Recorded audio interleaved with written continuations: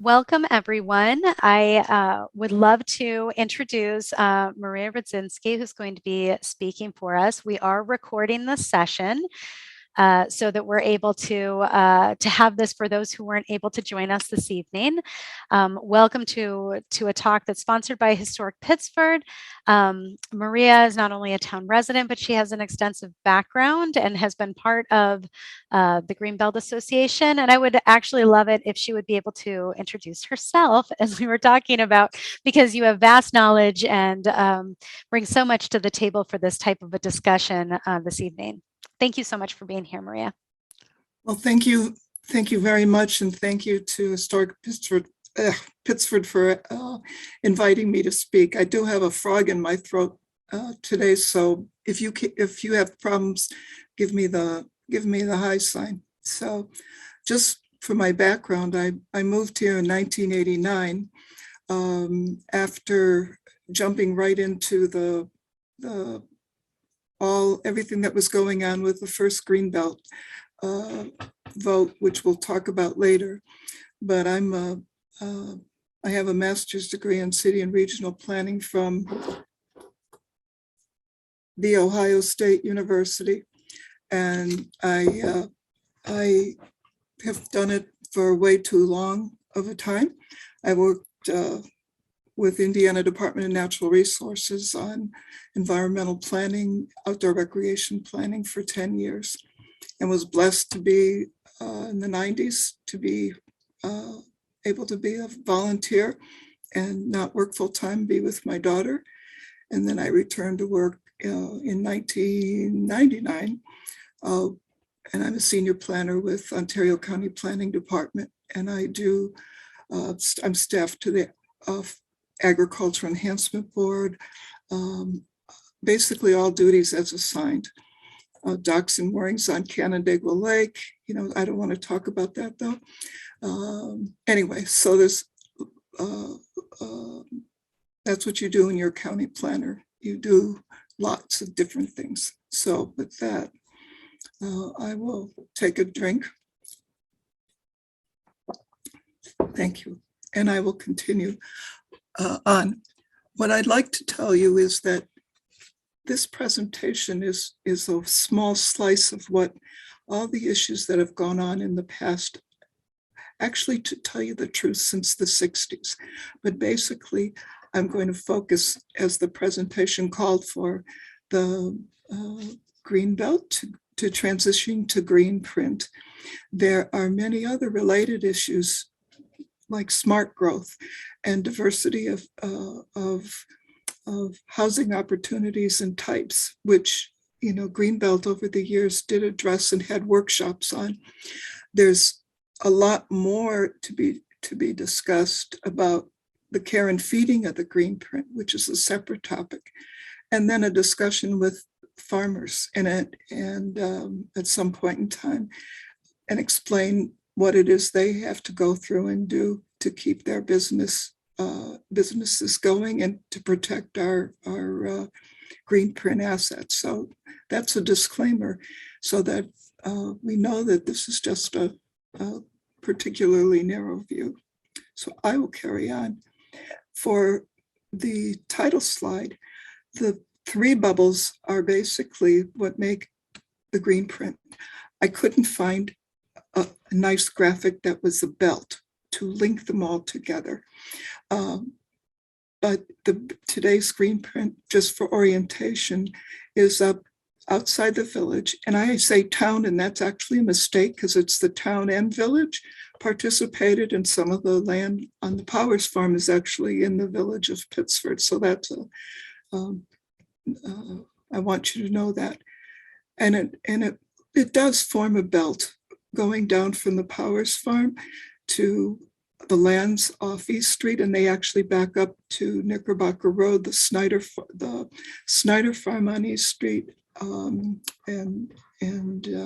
what was the Sweeney Farm, and the Monroe Knickerbocker Farm, which is actually also on Knickerbocker Road, and then moving to the south and to the west, the bulk cluster of farmland that is the Willards, primarily the Willards, the Hopkins, and what was then Harlan Knickerbocker, now Menzie Farm.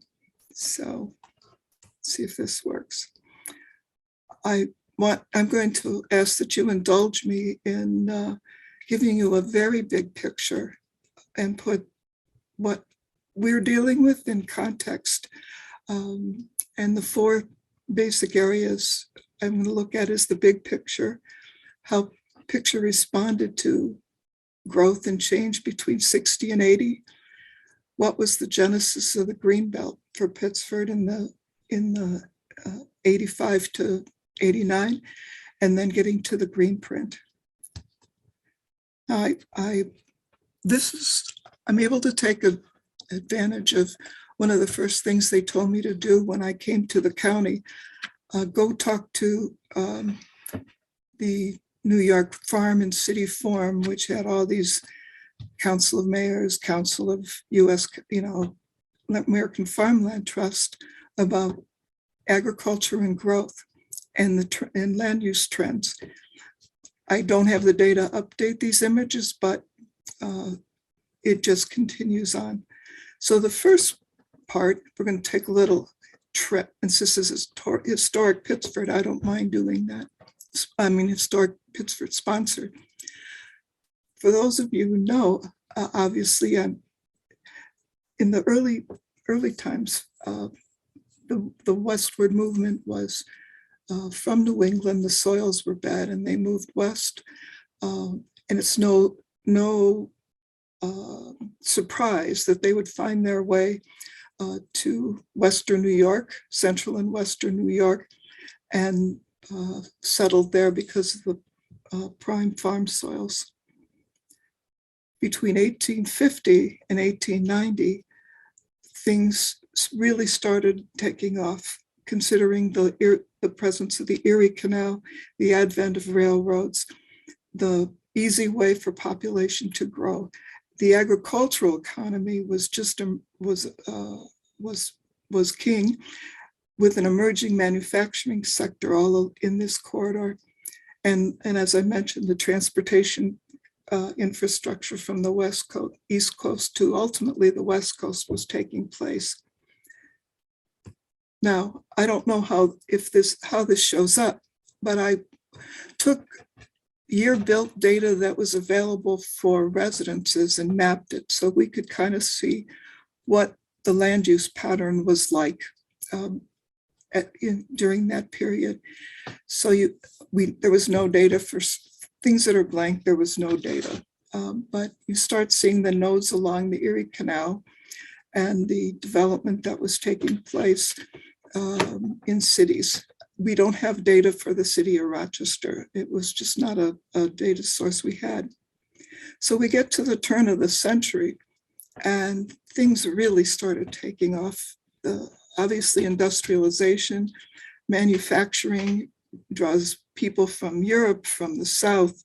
The public transit infrastructure lets people move around, and the early beginnings of cars creates the whole idea of commuting to a central place. And actually, during this time, farmland now is outside the city of Rochester, and it's starting to convert land. And you can see the areas popping, whether you're around Pittsford and Fairport and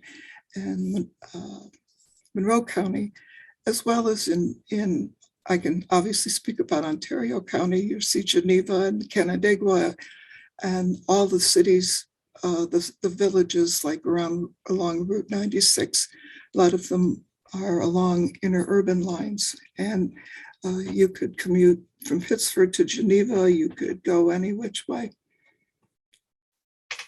And that go-go growth just continued into from 1920 to 1945.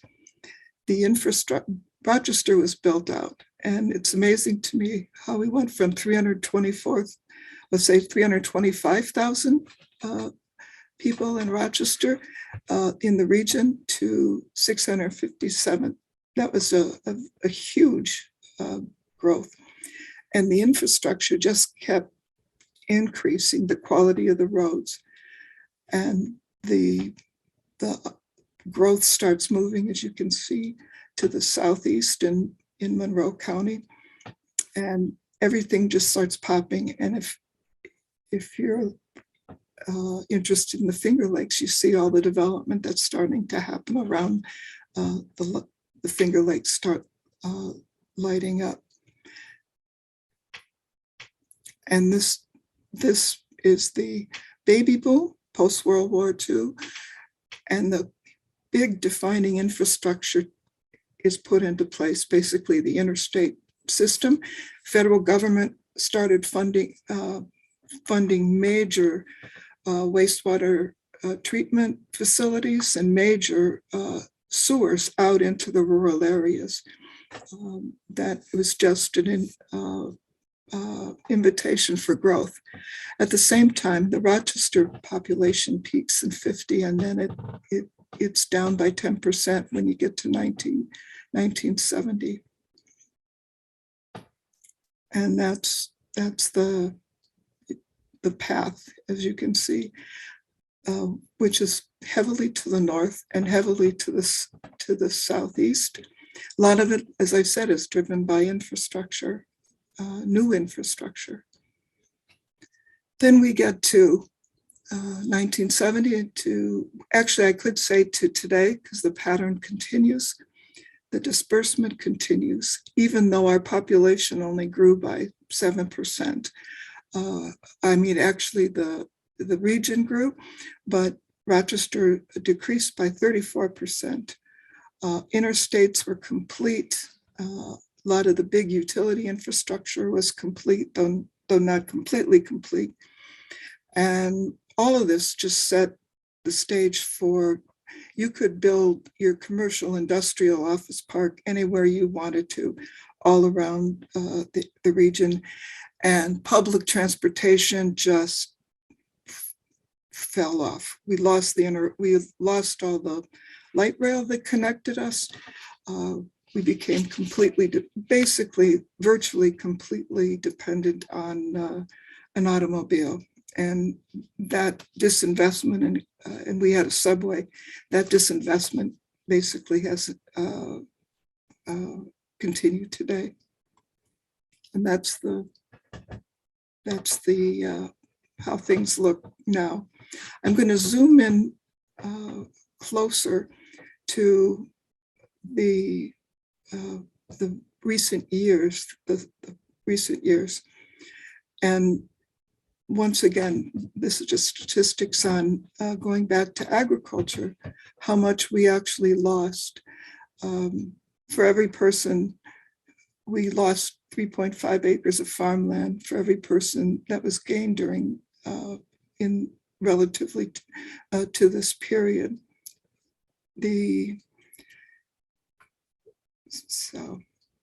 And these are just residences that were constructed in the 70s. So you'll see the cumulative impact of what, this is just what was built in the 80s, which was go-go.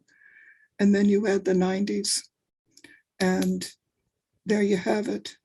I zoomed in on what's Pittsford, which is really hard to do, but I wanted to give you a closer look at what was happening here, which is the context for what we're talking about. And you can see that progression and how we were blurred. There's a tiny little, I don't know if you can see this. This blue is really green. That's our southwest part of our town that was hanging on to agriculture. And there's little bits of blue also. But you see the context of what we're talking about with this series of pictures. The other thing I want to really, many of you know, and I apologize if you know this already. We are a repository of an amazing prime agricultural soil resources. This map, the green and the yellow, all indicate high quality farm soils, and they're all around the southwestern and other parts of the town, basically that became the Greenprint. The gray means it was developed, but we're sitting on this amazing resource. A favorite map of mine that I was blessed to find back in, I think it was 2001 when I was doing the Ontario County Farmland Protection Plan or Ag Enhancement Plan. This is a map of the world. And we take for granted that we have so much, what's another farm? What if we lose this? But only 8% of the world's soils are considered prime by our standards that we use. And even some, and I had talked to the man that did this study for Department of Agriculture, and he said he was from India, and he said, like, if you look at India and it's all blue, blue and green are the equivalent of our prime. He said, yes, that looks like they have a lot, but the land is fragmented and they don't have adequate water. So there is not that much in the world. And this is even before people were talking about sustainability and all these other more awareness now of agricultural resources. And here's our little, you can't really see it too well, but it's all, it mushes to yellow. 1 and 2 is the high quality. And this is, you see how much we have in our area, and we take it, it's easy to take it for granted because it's just kind of everywhere. And farmers will say, oh, I'm not going to farm that field. It was just a little, it's just, oh, it's only 10 acres. Well, 10 acres in some other countries would be places in the globe where a phenomenal resource, or that's not even available. So what did Pittsford do in response to this? Because Pittsford was really feeling this pressure. Well, Historic Pittsford was formed, and they were there to obviously interested in historic resources, but they also were interested in the whole context of the town and the village and the historic agricultural landscapes. And they advocated for this during this period. This 65 comprehensive plan called for permanent agricultural conservation easements as a tool to protect farmland. And then in 75, the town's plan also called for this protection. And in 1979, it was actually the Environmental Conservation Board that did the Pittsford Environmental Guide, which was a very detailed inventory of the town's land done at a very high quality. So they were setting the stage. They've been doing this for a long time. So what pushed the button? What was happening that really made this take off? Well, the leadership, I mean, the town and the citizens were watching large subdivisions, increasing traffic, increasing demands for service and need for more capacity.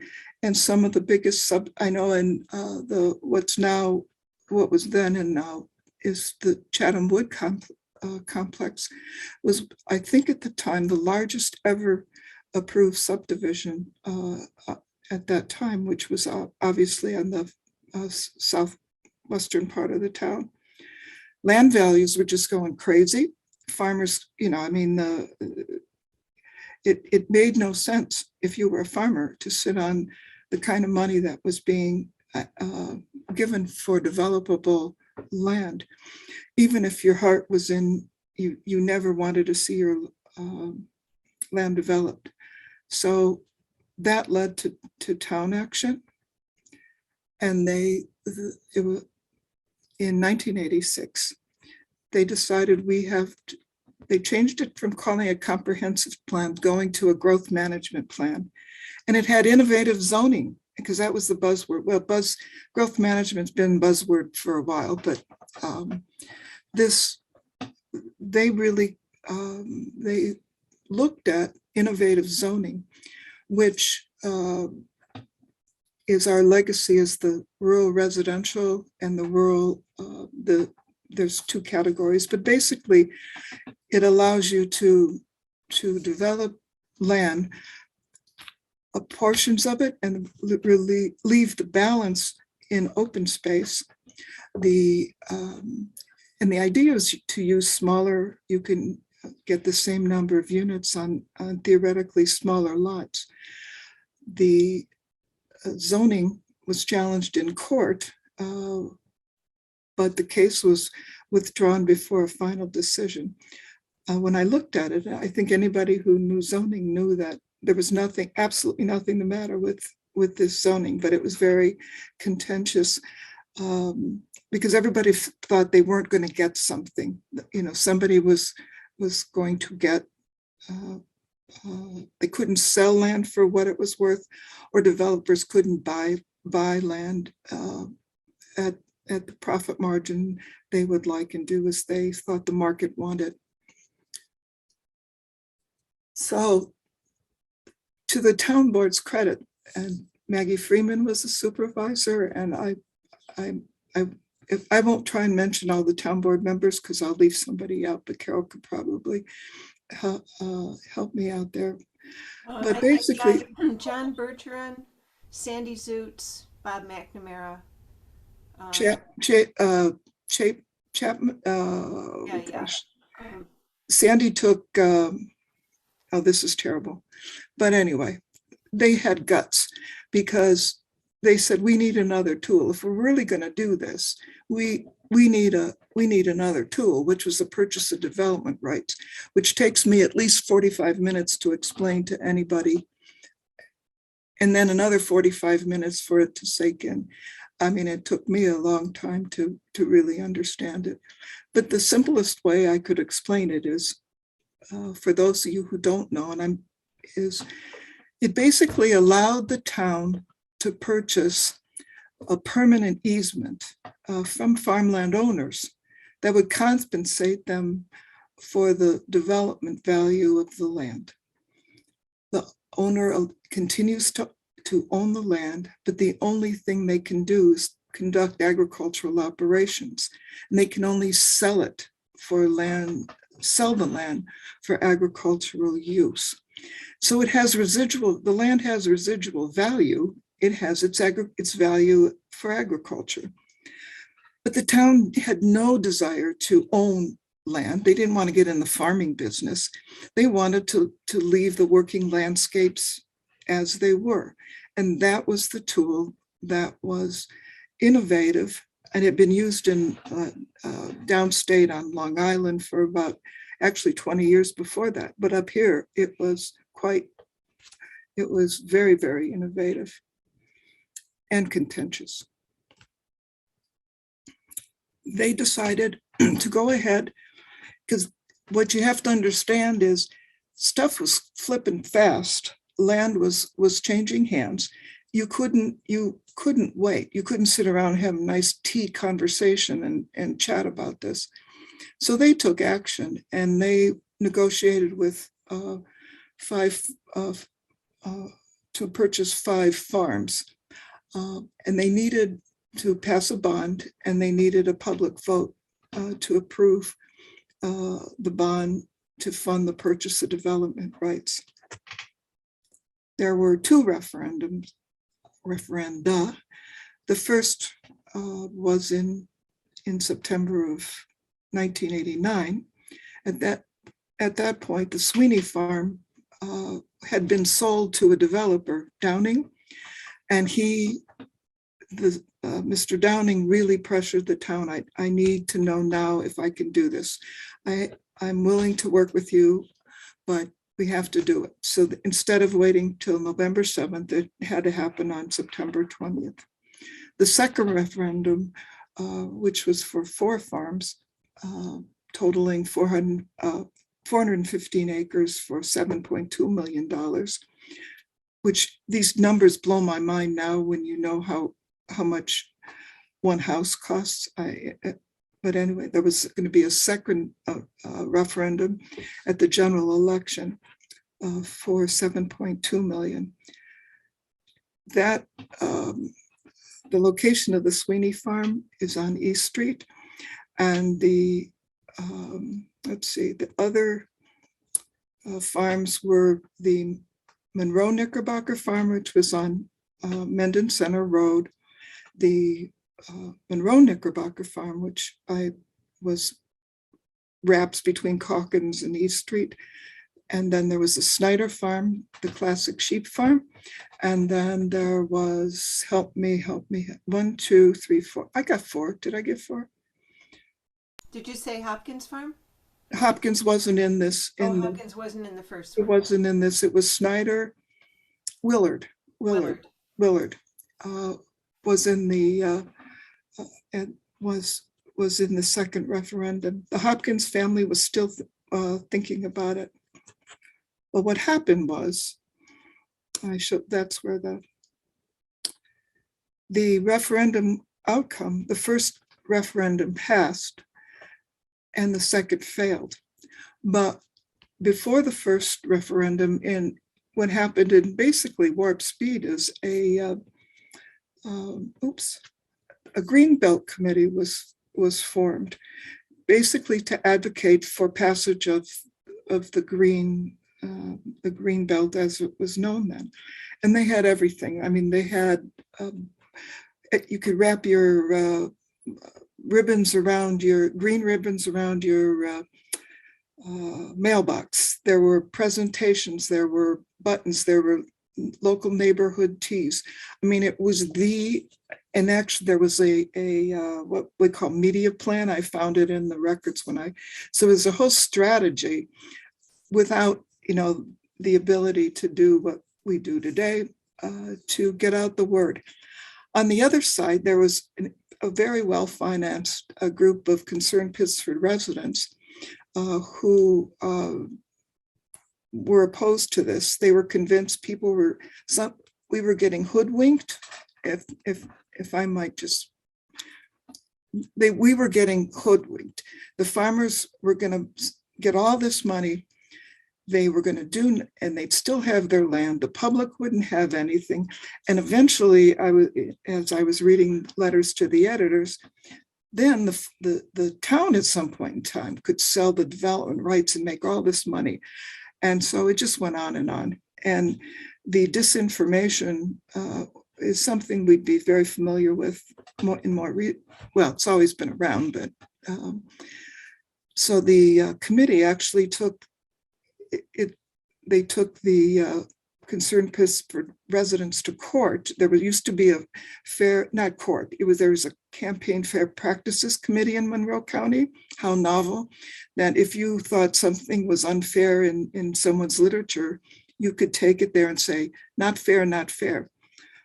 Well, they did act, but they acted after the second referendum, which failed, was over. So it was you were a day late and more than a day late, and we were short protecting 4 farms. There were 8,000 people voted, and the second referendum only failed by 123 votes. But that was still basically an even split as far as the people's interest in farmland protection. So what needed to happen? One of these is out of order. I'm sorry. The Greenbelt Committee morphed to the Pittsford Greenbelt Association.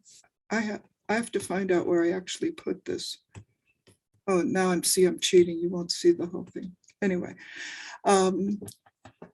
there was a lot of, everybody said, don't quit, keep going, but how are you going to do that? And so that's why the Pittsford Greenbelt Committee morphed into the Pittsford Greenbelt Association, which is a 501c3 organization committed to basically providing continuing education opportunities and advocacy for what was the green belt then, and to basically keep the town. Don't give up either, town. This is important. Just because you lost you have to keep going.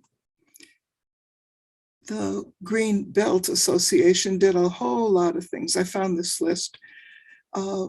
We had these public workshops that were about smart growth and neo-traditional planning, which was basically the going back to smaller scale developments, livable communities, making better use of the land, and which was not where this was new at that time. I mean, it wasn't in history, nothing's ever new, but having this discussion again was new. And this was the heart of when large homes were, very large homes, relatively speaking, were being constructed. Every era has its time when that happens. But so that's a sampling of the outreach we were doing to just educate the public about these issues of open space and conservation and smart growth. Well, I was on the radio with WXXI, and then they did a TV show on open space. Now, I wasn't involved with that. We met with a series of meetings of developers, we outreach to the development community and try and find common ground, exchange ideas, build bridges, because that was really important too. And then there were information booths and those sorts of things.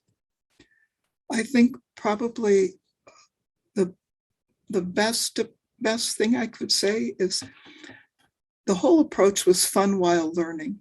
And there was the first big event we had was the Pittsford Green Tour, and Carol can really, she spearheaded that phenomenal effort.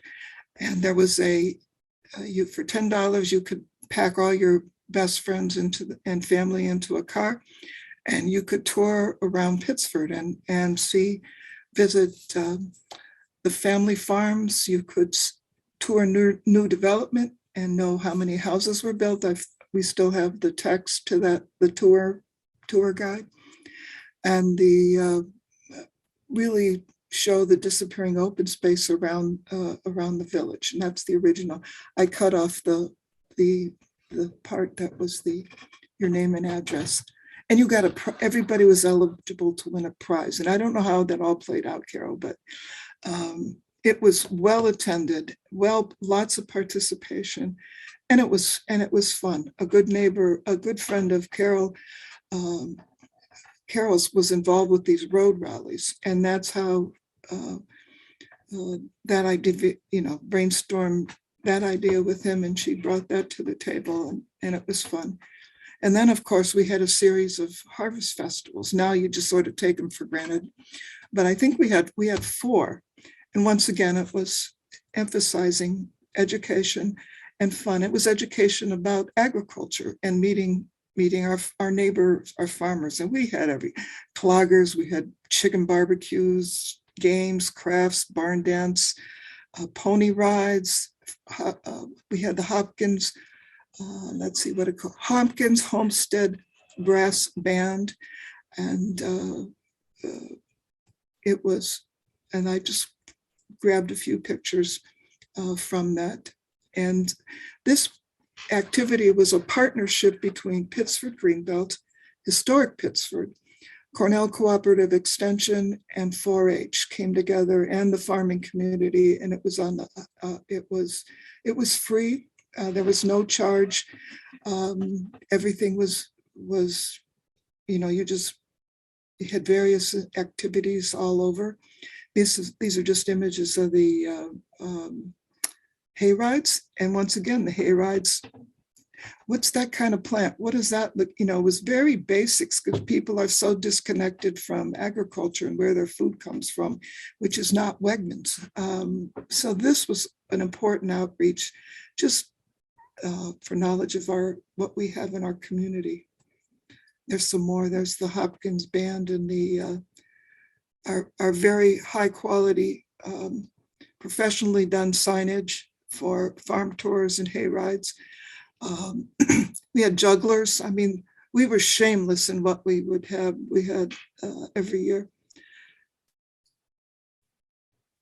So that, in addition to all the other activities, was basically to keep the town knowing that lots of people supported this.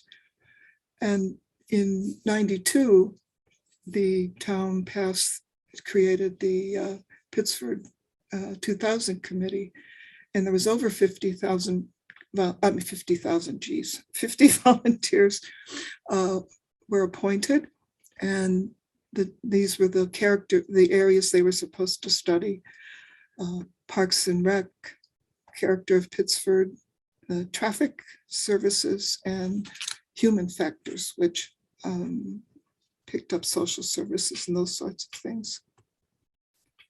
The character of Pittsford committee was basically charged with the Greenbelt issue and looking at what should be done with that. And they basically recommended a 1986 growth management plan update, which became morphed into the Greenprint. And there were other components, including an open space, an inventory of open, I hate to use the word open space, but that's what it basically was. But it was it built on the 1979 Pittsford Environmental Guide, and it was very comprehensive, qualitative and quantitative analysis of our woodlands, our ecological resources, woodlands and wetlands, our agricultural resources, and recreation. And it ranked them. It actually put objective rankings for what should be the priorities for protection. And there were a cost of services studies. I mean, there were a number of components to getting to what becomes the Greenprint, the rebranding of the Greenbelt to the Greenprint, which was suitable because this was how we were going to get there.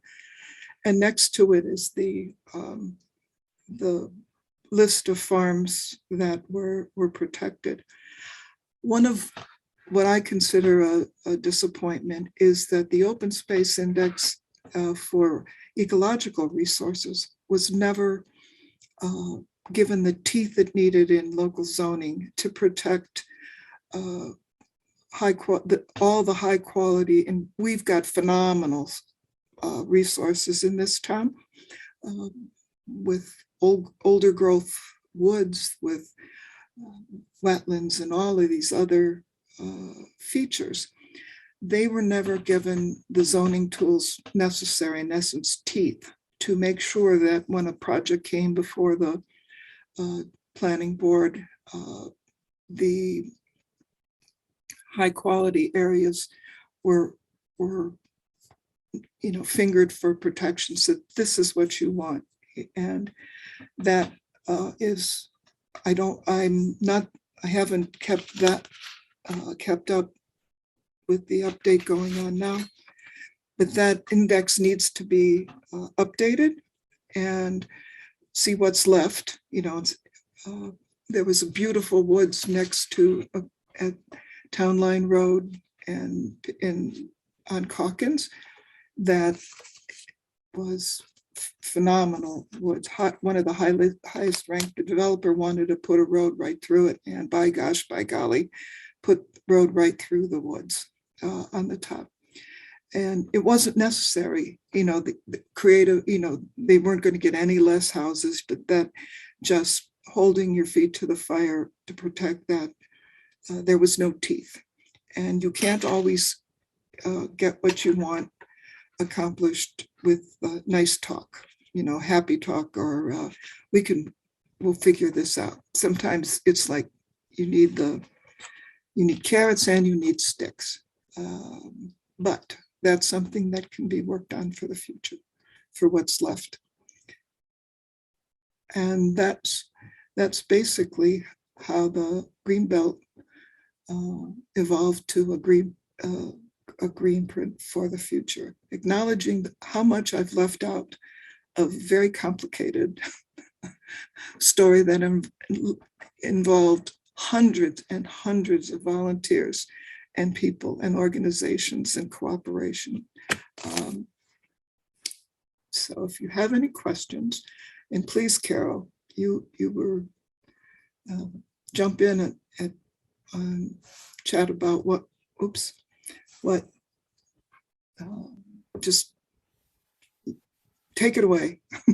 Well, you did a wonderful job summarizing, and it was fun to see all the visuals and to remember what it was like kind of in the middle of it. You felt it was like you were going into battle. You know, there were so many fronts to be addressed and so many wonderful people, so many talented people all working to the same end. And it was really a wonderful effort. So thank you for treating it so well and so comprehensively. And you know, ultimately, it led us to the fact that we did not. And I don't know if you want to talk about why we didn't need a referendum to complete the protections that we have now, and how some of the other lands were included ultimately. Sure. That's something that has already been addressed in a previous. I think that is a shortcoming, and I would like to. That's an important element. When the next round after Pittsford 2000 was concluded, the town decided to go ahead once again with a proposal to purchase development rights. What I didn't talk about when we were talking about the prime soils is it's equally as important to have contiguous pieces of farmland where farmers, they can farm without having to worry about people complaining about smells or noises or dust, or they can move their equipment from field to field without having to, if you can imagine putting a combine on 65 or Route 31 or any of, Calkins, any of Knickerbocker, any of these roads, that they have to become road warriors. So really, in addition to farmer-owned farmland, like many other places all over, actually in New York, if a farm operator owns 50% of the land that's part of their operation, that's fantastic. They rely on rented land from non-farm land owners.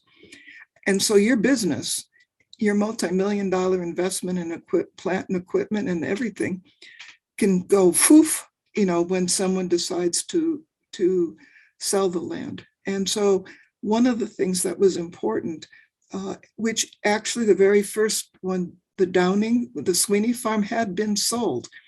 And that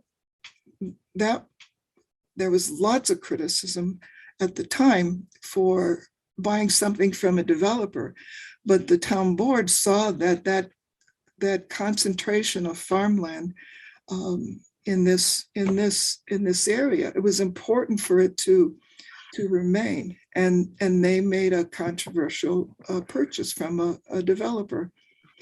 But in the Powers farm around the village was significant because it provides context, not only from a historic standpoint, but buffering from the village.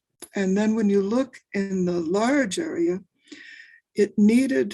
there were the Hopkins farm, the Willard farm, the Menzie/Knickerbocker farm, but a private landowner, Mano, owned a large tract of land there. And it really was essential to protect that, even though he rented it. But eventually, when there's a change in ownership, chances are a subsequent generation would say, ching, ching, it's time to build houses. And so the role of purchasing non-farm land development rights was critical to what we have in in Pittsford now. And the contrast is only going to get worse over. I don't know if if the word is worse, or the importance of these areas of farmland is only going to get more important as with sustainability, climate change, the lack of, the world is losing prime agricultural soils at an amazing clip. So what Pittsford's done here, really, we have to take care of it. I've had people tell me, well, geez, we have all this farmland, why don't you do something with it? And then you have to, reset and try and explain what happened. And I didn't mention, it did cost, we put our money where our mouth is in this town. When they went forward with Pittsford to 2000 and the next the Greenprint Greenbelt, it cost $10 million, which for the average homeowner at the time was, I think it was $50 for 10 years. The town board decided they weren't going to do the referendum again because the law requires what they call a permissive referendum. You don't have to have it. And if you decide not to have it, residents can petition to have a referendum. And so the town just said, let's do it. And that if somebody wants to force another vote, let them get out there and walk around with petitions, which is what happened. And it was largely funded by developers, that effort. And there was a lot of misinformation. In fact, my two neighbors, who were the staunchest Greenbelt supporters, they signed the petition because it was presented to them as, if you support the Greenbelt, you got to sign this petition. This is a petition to show you support the Greenbelt. And when I found out, when they told me, oh, Marie, I got to tell you, I signed a petition to support the Greenbelt, I just went, oh my gosh. But this was happening all over. So there was a challenge to the petitions because there's a very special way that it has to be done. And it was challenged, the petitions were challenged in court, and all the errors were found. And basically enough petitions were thrown out that a referendum was not forced. So the bond went ahead, and that's what we have today. And I have no idea how things would have played out if it was forced to another referendum. But that was that was important that the town took that stand, and that, in fact, one of the neighbors was on. No, actually, two of them were on the lawsuit. They were so mad, bless their hearts, about being hoodwinked by how this was being presented. Is that right, Carol? Is that Sarah? Right? That sounds like a fair representation. Maria, could I make a comment? Absolutely. I think there were so many things that were groundbreaking about that effort. One was the people that came together that I'm still friends with. That, you, Carol, Mary Menzie, I'm going to forget people, David Sanders, just a great group of people in a tremendous effort. We had 5,000 people attending the Harvest Festival at the Hopkins Farm one year. But the point I wanted to make is the groundbreaking research that was done as part of that initiative from the Greenbelt Association and the work that John Berggren did on the town board has been useful, because just like preservation, you have to do continual education to re-educate people about the issues, because people forget, new people come in, younger people come in. And in all of the planning initiatives I've been involved in the town and the village, each time, and it's surprising to me that we have to re-educate everybody. And in the last town comprehensive plan, we had significant pushback from some who wanted to fill the open space with housing again, not understanding the fiscal implications of that and the transportation implications for our roads and everything else, plus the quality of life. So it really was an important moment in the 225 year history of the town of Pittsford. It was, and what was critical is it wasn't done to stop growth, it was done to balance it. I think there's a total of 1,500 acres. I mean, there was like 6,000 back then, I think, undeveloped acres. But when it all broke down, it was 1,500 acres of this whole town. And it was a significant, yes, it's 1,500 acres, but there's a trade-off for just allowing a town to go that way. And you mentioned the literal impacts, but there are long-term consequences with our farmland resources that will never be able, you can't pull up blacktop. In fact, I was looking for the article in the paper where people from China came in the 90s and visited Pittsford, because we were well known all over for what this community was doing in terms of farmland protection. There's a picture of the two people, they were at the Hopkins farm with Supervisor Carpenter looking, and they were like agog because they had a terrible crunch for they don't have the kind of agricultural resources, and a lot of it was really degraded.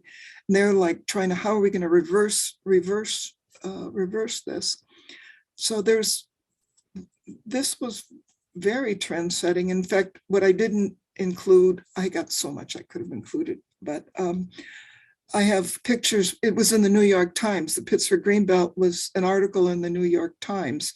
What was being done with the Greenbelt. It was in the Phoenix newspaper for what was, this is back when newspapers mattered, you know.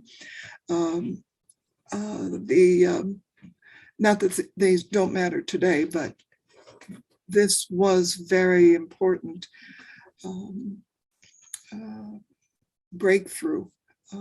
But the idea of Spain, nobody else in the Rochester area region has done comparably to the scale that Pittsford has done to spend that amount of money. But look at how much we spent $100 million to build a new middle school. You know, I mean, can you imagine if the whole area, you know, that had been built out, the cost, not even about the loss of the resource and traffic. That's just, it just goes on and on. You know, that won't be solved just because of our location. I mean, as a planner, there isn't a solution. I mean, even though they tried to put blow up back in the 60s, they tried to blow up the Four Corners Main Street in Pittsford there. DOT was going to do a big intersection improvement. And that was in the 60s. And that's another thing that led to, they were able to put a stop to that, because that would have just made Pittsford Village the way the Four Corners in Penfield was after they improved 441. The sense of community and small scale village. It's not a village there, but that's what would have happened. And in the meantime, I also had a question, because when we talked, Mimi, did you unmute? Were you going to ask a question? I see some people unmuting, so I'm not sure. But there are comments in the chat. Yes, Marty, thank you. Because you also had said that, Maria, don't sell yourself short. You were incredibly influential in the movement as an advisor to Mary Bodum, me, and the rest of us. You rock. Thank you. And Bob You said- Corby agrees with you. When we had spoken earlier before this presentation, I think one of the things that you were really keen on is the ongoing that Bob was alluding to, as well, as that it's an ongoing work to continue to preserve and work on the land that we do have influence over. Do you have some things that you want to say to the group about that, and in light of what has been done with the Greenprint and the Greenbelt? I think that, well, quite frankly, when we got through the 90s, we were pretty, there's lots of, the big we, I think it was exhausted. And the final thing was putting the middle school in the middle of the Greenprint, when there was a very viable option to expand the middle school at its existing site, facing that it was inevitable that, looking just at the availability of land, and if it was all developed for residences, we were going to hit peak student population, and then it would be just a matter of peaks and valleys as times changed. But that took a phenomenal, once again, that was we worked on that, not to be negative or not supportive of schools or the children or education. It's just that there was a more viable and actually less expensive option. So we all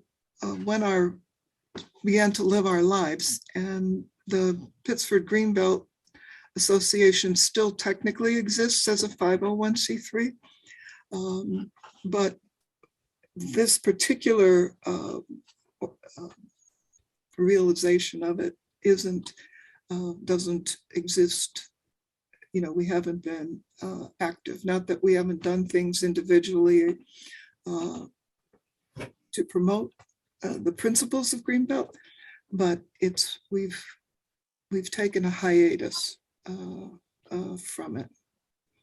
And I think that the care and feeding of the Greenprint is important, and if it can be done in the way it was done in the past, which was nonpartisan. We had every age group, we had every party, we had every youth, you name it, people were involved. If it can be done like that, and continue the education activities and those sorts of things, I think it's always a good thing. And as if it were a fine wine, we'd say it would partner well with, the sustainability, all the sustainability movements and activities that the town is. It's very good that there's so much interest in that nowadays. It does my heart well to see that we're back to where we were on Earth Day when I was a senior in high school. No. But yes, I think that it's important that the principles, that it's the education stays alive, especially if it can come from, it basically has to come from people, the citizens. The elected officials that isn't necessarily their job to actively promote. They have to defend it, but they could be elected to dismantle it. If they, you go to court and petition the court to void the conservation easements and blah, blah, blah. It just goes on. So. Do we have some other questions? Linda, did you have a question?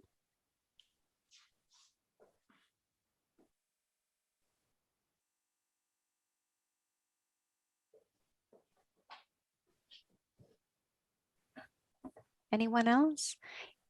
If you do have any questions following this, we certainly would love, I'm sure Maria would be happy to answer some of those and we could follow up. In the meantime, we've also been recording this so that we have the ability to be able to share this with others in the future. So we're hoping that this will continue to be something that can be a resource for our community, that we continue to be able to re-educate. Certainly from my position, I did not know about the Greenprint when I moved to Pittsford, having grown up in the Rochester area, but not in Pittsford. And so I can only appreciate a lot more of some of the intentionality that went behind some of that quite a few years ago, so that my kids can also benefit from that growing up in this environment. So I think that there's a lot we can continue to do with education. I'm sorry I missed the farm fests and the harvest fest years ago. Well, I really appreciate your time today. Does somebody have their hand up?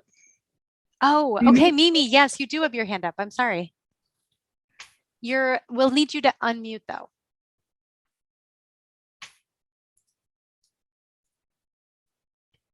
Okay, I think you're an absolute hero for this town. I am so impressed. And I hope that a bunch of us will get together with you and try to stop what's going on the canal right now. I'm fairly new to the community, but I live on South Main Street, and the traffic is becoming unbelievable. And if they continue building there, it's going to be oppressive. But I want to thank you for everybody in this community for the kind of work you've done. Well, it's like I had mentioned before, thank you very much. And the work goes on, and there's just, as I said before, hundreds and hundreds of people that gave their heart and soul to making this, to having what we have today. And if you stop and by, we have farm stands now that are our own people's, we have that. We wouldn't have that at a stone's throw if it hadn't been for all the work that was done. You'd have to try, we keep driving out to hunt, who knows where. I am in Ontario County, and I have my own problems. Opportunities, let's call them opportunities in Ontario County, but we're blessed, to have fresh fruits and vegetables. And I think there's so many other opportunities with underutilized land that may have even been part of the 50-50 set aside to do community supported agriculture and do different styles of agriculture than what we have today. So it just keeps going. So, but thank you very much. Well, you mentioned Earth Day, and you're younger than me. For me, it was Arbor Day, and I got to put the shovel in the ground so that we'd have a new tree in front of my elementary school. Good for you. Good for you.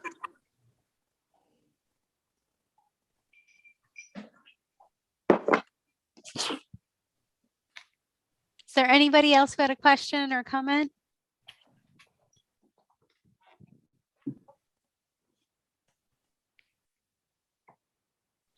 And if not, I really appreciate the time. Your work schedule is big. We know that, and appreciate you being able to put the time together to help us all learn a little bit more and to share this with the rest of the community. So thank you so much for your time tonight. It's my pleasure. Thank you. Thank you. Take care. Thank you. Thank you, Maria.